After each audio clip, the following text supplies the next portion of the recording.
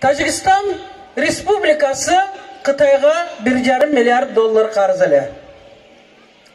Кытай ошол карыздын эсебинен, урматтуу менин жердештерим, Тоолу Бадахшан деген областын 49 жылга арендага алып койду.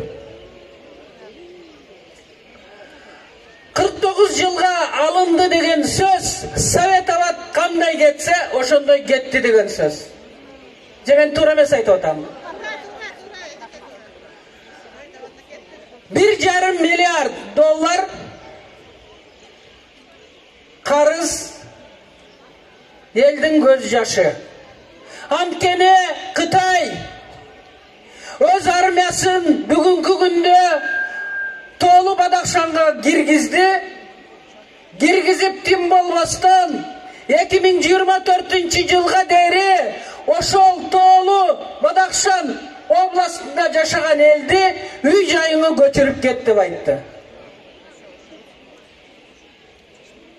2024 жылга дейин.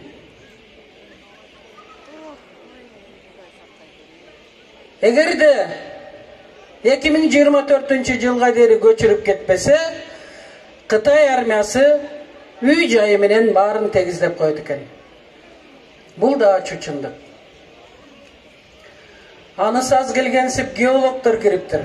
Геологтор кирип, азыр ошол Горно Бадахшан областынын алтын кенин, байлыгын, дегеле бүтүндөй кен байлыктарын изилдеп, иликтеп, эсептеп жатышат. Бизге окшогон кыйын кыз жигиттери бул ата бабабыздан калган жерлер десе, аларды суу акпай жөн эле таштар калган. Эч кимдин буту баспаган жерлерге апарып, ал жактан жок болуп кетип атканы дагы ачуучундук. Элдин көз жашы. Эч ким укпай, азыр мына ушундай элдин оор абалы бул күндөгү реалдуу чындык. Ким кепилдик берет? Ким кепилдик берет Кыргызстан мына ушундай абалга туш келбейт деп? Анткени биздин карыз Кытайга 2 миллиарддан ашык. 2 миллиарддан, урматтуу менин жердештерим. Менин угушумча, миш-миш, бирок миш-миш барып туруп эле бизде кечирип коесуңар, чындык айланып кетчү эле. Кытай азыр алай менен чоңалайды. Тышкы карыздын эсебинен талап кылып жатканын ушундай маалыматтар мага келип жеткен. Силер ойлобогула, алай бул алыс деп. Жок, алай жакын эле бизге. Эмне себептен алай чоңалайды? Анткени алай менен чоңалайды.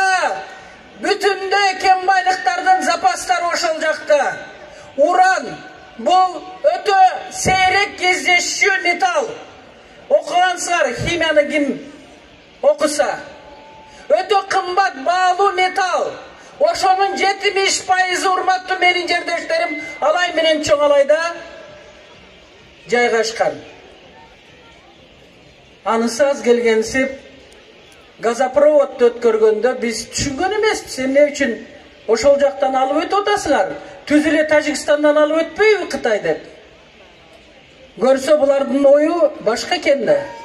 Анда бизге ошондогу бийлик айткан, алай менен чоңалайга да газды киргизип алабыз депчи. Эч кандай газ кирген жок, бир үйгө дагы. Урматтуу жердештер, мен Кытай элин, Кытай өлкөсүн сыйлайм. Бирок силер туура түшүнгүлө, алар көптөгөн өлкөлөргө мына ушинтип кредитти берип коюп, анан жерлерин алганы бул өкүнүчтүү. Үйүңдү коюп банкка кредит алсаң, урматтуу жердештер, өз убагында төлөй албасаң, анда сенин үйүңдү алып коет. Же жалганбы? Ошондой эле эл аралык el aralık gelişimlerde de hurmattуу жердештер, öz убагында кредитти төлөбөсөң, Тажикстандын жерин алгандай алып коет. Hurmattуу жердештер, азыркы шайлоо бул жөнөкөй шайлоо эмес. Таразанын ташына же 2000 сом коррупционердин ууру паракордун акчасын алып туруп шайлайсың. Ал барып туруп, сен кантип коррупционерди шайласаң, ал коррупционер ошондой эле добуш берип коет. Алайы кетеби, нарыны кетеби биздин жерибизде. Анда шайлоочу, сен эч кимди күнөөлөбө. Анда шайлоочу, өзүңдү гана күнөөлө. Анткени эгерде үйүңдүн фундаментине жарака кетсе, бир күн болбосо бир күн үйүң кулап кетет. Ошондой эле мамлекеттин фундаментине доо кетсе, бир күн болбосо бир күн кулап кетет, урматтуу менин жердештерим. Бул жаратылыштын мыйзамы. Бирок Кытайлар жөн эле кембайлыгын алып кетпейт. Кытайлар керек болсо, эй жигиттер угуп алгыла, кыздарыңа кол салат. Анан кантип Кытайлар төрөлүп атканын биз өзүбүз байкабай калабыз. Кантип Кытайлар көбөйүп кеткенин биз өзүбүз байкабай, анан алар Кыргызстандын жерин биздин жер десе,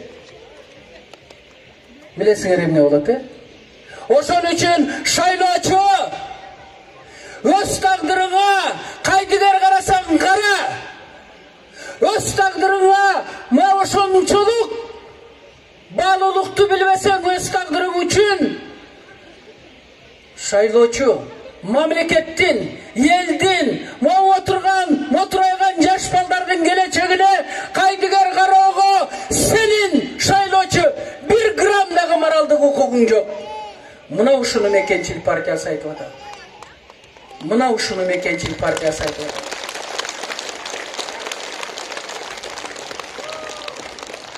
Биз 1 сантиметр жерди бербейбиз деп Камчыбек Ташиев айтып атат. Ошон үчүн өткөндө Тажикстандан ок атканда ким барды чегарага? Мына Камчыбек Ташиевден башка эч ким барган жок. Камчыбек Ташиев барып, ошол жердеги үйлөр өрттөнүп кеткен, эненин көз жашын арчып эле тим болбостон, урматтуу менин жердештерим, ал жерде Камчыбек Ташиев 1 сантиметр артка чегинбейсиң кыргызстандыктар. Анткени кыргыз эр жүрөк, улуттук намысы бар, өлсө өлөт, бирок жерин бербейт деген өтө чоң идеологиянын казыгын кагып келди, же жалганбы?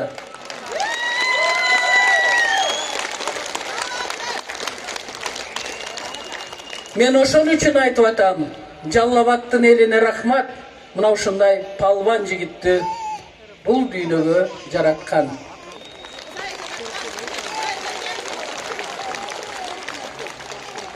Андан көп өтпөй Өзбекстандын премьер-министр айтты, жөнөкөй эле бир жаран айткан жок. Аксы тараптагы аябай чоң территорияны биздин территория Өзбекстандыкы деди. Ким каяша сүйлөдү? Ташиев.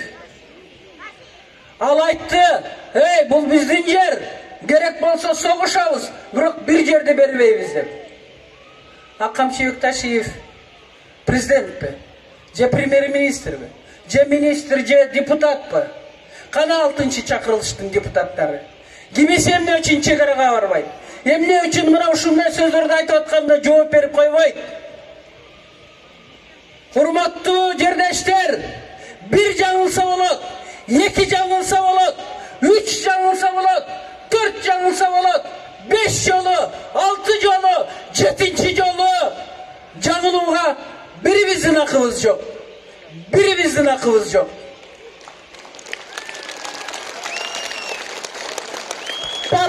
Президент деген бұл үч бийликтин эң маанилүү бийлиги. Анткени ал мыйзам чыгарат. Кандай мыйзам чыгарса аткаруу бийлиги ошол мыйзам менен иш алып барат. Ошондой эле сот бийлиги дагы ошол мыйзамдын негизинде иш алып барат. Ушуну менен эле чектелип калбайт. Кечирип коесуңар. Парламент жерди берет. Премьер-министр, президент жерди бере албайт. Ратификация деп коет. Эгерде парламент чечип койсо, алай менен Чоңалайды же Нарын областын беребиз деп, анда президент кол коет. Мен ошон үчүн айтып атам. Азыркы шайлоодо 2000 сом коррупционердин акчасы тараза ташына түшүп калды. Же мамлекеттин бүтүндүгү керекпи? Аны сиздер чечесиздер. Түшүндүрө алдымбы? Бул да чындык. Бүгүн чындыкты сүйлөшөлүбү? Бизден башка бир партия силерге чындыкты айттыбы? Айтпайт. Анткени бирөөсү бийлигинен коркуп, бийлигими жогото албайм дейт. Экинчиси уурдаган акчасын силерге 1000 сомдон, 2000 сомдон берип туруп, дагы 100 эсеге көбөйтүп алсам дейт. Урматтуу шайлоочулар, просто азыр ар бирибиздин ойлоно турган мезгил жетти. Мамлекет туңгуйга келип калды. Тышкы карыз деген бул жөнөкөй карыз эмес. Сен бирөөгө 100 сом карыз болсоң, жакшы уктай албайсың. Карыз деген адамды түн уйкусунан бездирип, жан дүйнөңдү жаман абалга алып келип, ички дүйнөңдө бар го тынчтык, ошону бузуп коет. Ал сенин жеке карызың. Ал эми тышкы карыз мамлекетти талкалайт. Мамлекетиңди талкалайт. Кыргызстан деген өлкө бирөө, башка жок. 80 миллион дуңган жашайт. 80 миллион калкы бар, дуңган деген эл бар. Бирок мамлекети жок, жери жок. 140 миллион уйгур жашайт. Эли бар, жери жок, мамлекети жок. 200 миллион курд жашайт. Жери жок, мамлекети жок. Айланып кетейин дерем, садага болуп кетейин. Кыргызстандыктар, кыргызым болгону 6 миллион эл жашайсыңар. 6 миллион. Ошонун ичинен ашып барса 3 миллион 600 миңдей кыргыз жашайт. Калгандары бүт башка улуттар, барыбыз биригип кыргызстандыктарбыз. Көрдүңөрбү? А бизде элибиз бар, жерибиз бар, мамлекетибиз бар, жакшынакай желегибиз бар. Көрдүңөрбү? Түндүктүн сүрөтү турат.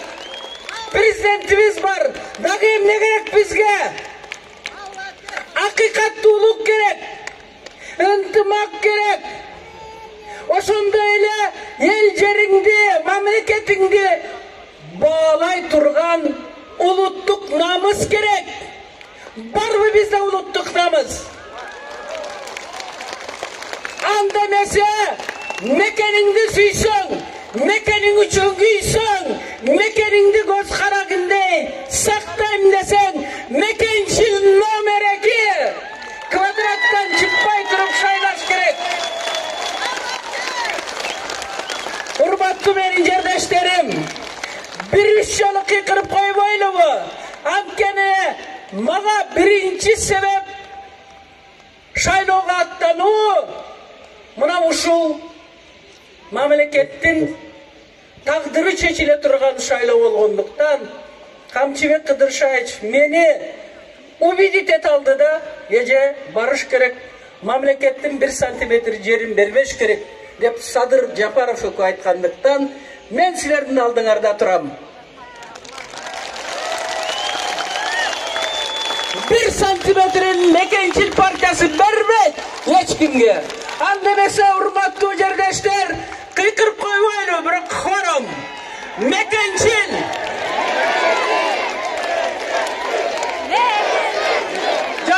Yok. Jallavatlıklar mınday olmayın.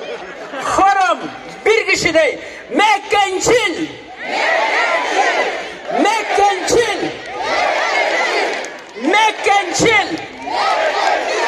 Emi okşadı. Emi kiçine okşadı.